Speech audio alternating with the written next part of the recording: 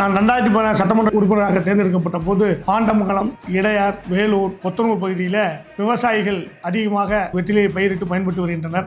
அந்த தேர்தலில் நான் போட்டியிட்ட போது வெற்றிலைக்கு ஒரு ஆராய்ச்சி வேண்டும் என்று கோரிக்கை வைத்தார்கள். எனது பெயர் NVS செந்தில்நாதன், தலைவர் விவசாயிகள் சங்கம் கொத்தனூர். இங்கு வெற்றிலை சாகுபடி கிட்டத்தட்ட பரமத்தி வேலூர் சட்டமன்ற தொகுதியில் மட்டும் 1000 ஏக்கருக்கு பக்கத்தில் இந்த வெற்றிலை விவசாயம் செய்து வருகிறார்கள். இந்த தொழிலை நம்பி 6000 7000 குடும்பங்கள் இதை நம்பி வாழ்கின்றன. வெற்றிலை மருத்துவ குணம் கொண்ட ஒரு பயிராகும். 40 ஆண்டுகளுக்கு முன்பு ஆராய்ச்சி பண்ணை இந்த பகுதியில் இருந்தது.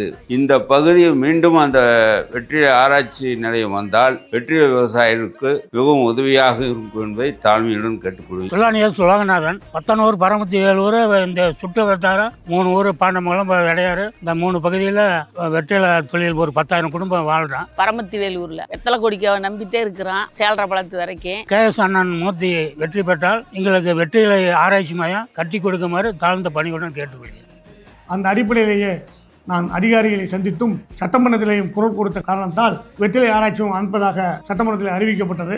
அதற்கு பின்னாலே கோப்பனம்பாளையம் என்ற இடத்துல அதுக்கு ஊதியம் போடப்பட்டது. ஆனால் முறையாக சட்டமன்ற உறுப்பினராக இருந்தவர்கள் அரசையும் அரசு அதிகாரிகள் அணுகாத காரணத்தினாலே அந்த திட்டம் இன்று வரை கிடப்பில் இருக்கிறது.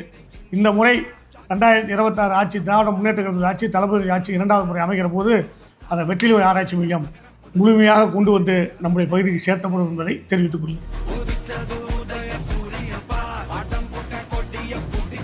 வேண்டும் வேண்டும் பரமத்தி வேலூர் வளர்ச்சியடைய KS மூர்த்தி அவர்களுக்கு உதயசூரியன் சின்னத்தில் வாக்களிக்க வேண்டும்.